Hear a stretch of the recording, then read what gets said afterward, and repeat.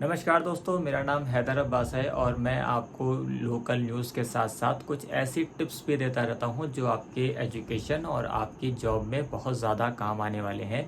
तो आज मैं आपको बताने वाला हूं, जैसा कि अभी आप देख रहे हैं, एसएससी की एक वैकेंसी आई हुई है और उसको बहुत ज़्यादा स्टूडेंट्स भर रहे हैं। और उस फॉर्म को भरते टाइम आप कुछ गलतियां ऐसी कर सकते हैं जिससे आपका आवेदन इनवैलिड हो सकता है। तो उन गलतियों को करने से बचें, नहीं तो करा कराया सारा काम बेकार हो जाएगा और हो सकता है आपका सिलेक्शन के बाद भी आपको जॉब से टर्मिनेट कर दिया जाए। तो अगर आप भी चाहते हैं कि आपके साथ डॉक्यूमेंट को लेकर कोई दिक्कत ना आए कभी भी, तो आप हमारे चैनल पर बने रहें। मैं आपको जो इन्फॉर्मेशन दूंगा वो बिल्कुल सटीक होगी, क्योंकि मुझे 12 साल का अनुभव है डॉक्यूमेंट्स के बारे में। और मेरी पूरी फैमिली में चूँकि ज़्यादातर लोग गवर्नमेंट एम्प्लॉय हैं, तो गवर्नमेंट किस तरीके से डेटा को ट्रैक करती है और कहाँ कहाँ पर कौन सा डॉक्यूमेंट फंसता है, इसकी जानकारी मुझे बहुत पहले से है। इस वजह से आप लोग जानते हैं कि मेरी दी हुई जानकारी कभी भी गलत नहीं होती है। तो आज हम आपको बताने वाले हैं कास्ट सर्टिफिकेट जो आपको एसएससी में लगाना है। एसएससी, जैसा कि आप जानते हैं, सेंट्रल गवर्नमेंट के द्वारा ओन की जाती है और इसमें सेंट्रल गवर्नमेंट की मिनिस्ट्रीज़ में जॉब प्रोवाइड की जाती है। अभी जो जॉब आई हुई है वो एसएससी एमटीएस के लिए आई हुई है, जिसमें आप फॉर्म भर सकते हैं अपनी अपनी श्रेणियों के अनुसार। पर साथ में साथ आपको जिस बात का ध्यान रखना है, वो सबसे ज़्यादा ध्यान रखना है ओबीसी कैटेगरी के लोगों को। ऐसा देखने में आ रहा है कि ओबीसी कैंडिडेट्स ज़्यादातर जो हैं वो अपना स्टेट का कास्ट सर्टिफिकेट एसएससी में लगा रहे हैं, जो बिल्कुल ही गलत है। एक बात का ध्यान रखें, आपको एसएससी में वही का सर्टिफिकेट लगाना है जो सेंट्रल गवर्नमेंट के द्वारा अप्रूव्ड हो। अगर आपको उसमें समझने में कोई भी दिक्कत हो रही है तो आप ये समझ लें कि आपके पास दो सर्टिफिकेट होते हैं, जिसमें एक में लिखा होता है हिंदी में आपका नाम और इंग्लिश में आपका नाम, और दूसरा होता है जिसमें आपका नाम सिर्फ़ और सिर्फ इंग्लिश में ही पूरे फॉर्मेट पे दिया होता है। तो जो इंग्लिश फॉर्मेट में होगा वो सेंट्रल का होगा और जो इंग्लिश फॉर्मेट में नहीं होगा वो स्टेट का होगा। और अगर आपको और ज़्यादा समझने में दिक्कत हो रही है तो बेहतर है अपने आस पड़ोस किसी जनसेवा केंद्र से ही फॉर्म भराएं, क्योंकि सालों की मेहनत के बाद इस वक्त किसी को नौकरी मिलती है। और नौकरी मिलने के बाद अगर आप डीवी तक पहुंच जाते हैं और डीवी में पहुंचने के बाद आपको ये पता चलता है कि आपके द्वारा लगाया गया कास्ट सर्टिफिकेट यहाँ पर इनवैलिड है, तो आपको अफसोस के अलावा कुछ भी हासिल नहीं होने वाला है। और आपको बता दूं, अगर वो कास्ट सर्टिफिकेट वैलिड नहीं होता है तो आपको किसी भी कंडीशन में जॉब ऑफ़र नहीं की जाने वाली है।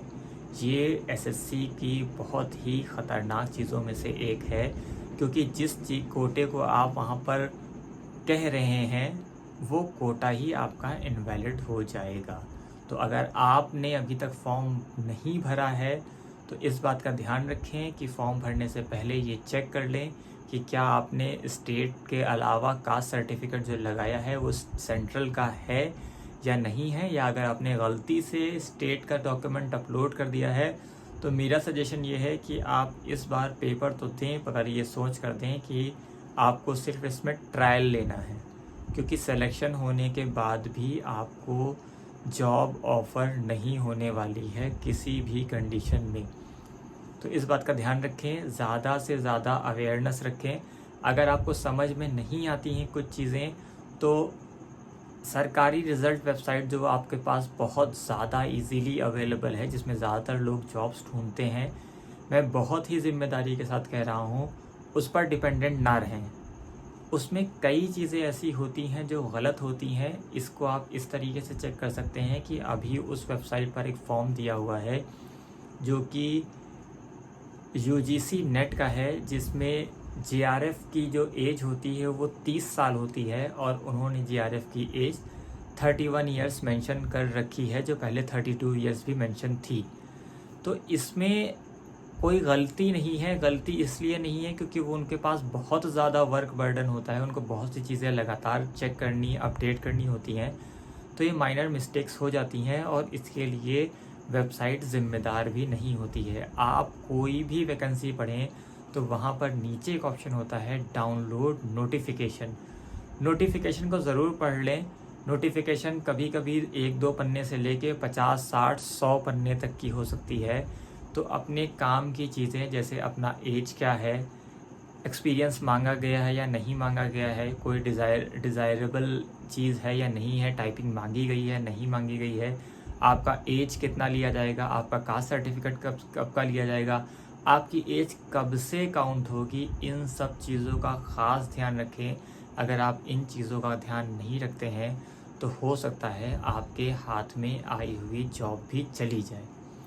तो अगर आप भी चाहते हैं कि आपके हाथ में जॉब आने के बाद आपको डीवी में कोई दिक्कत ना हो, तो इस वीडियो को अपने पास सेव करके रख लें। इस वीडियो को हर फॉर्म को भरने से पहले एक बार देख लें और चेक कर लें कि कहीं आपके डॉक्यूमेंट्स में कोई दिक्कत तो नहीं है। और अगर आपको कोई भी दिक्कत आ रही है तो आप हमारे साथ कमेंट करके हमसे बातचीत कर सकते हैं। हम आपके साथ जानकारी ज़रूर साझा करेंगे। धन्यवाद।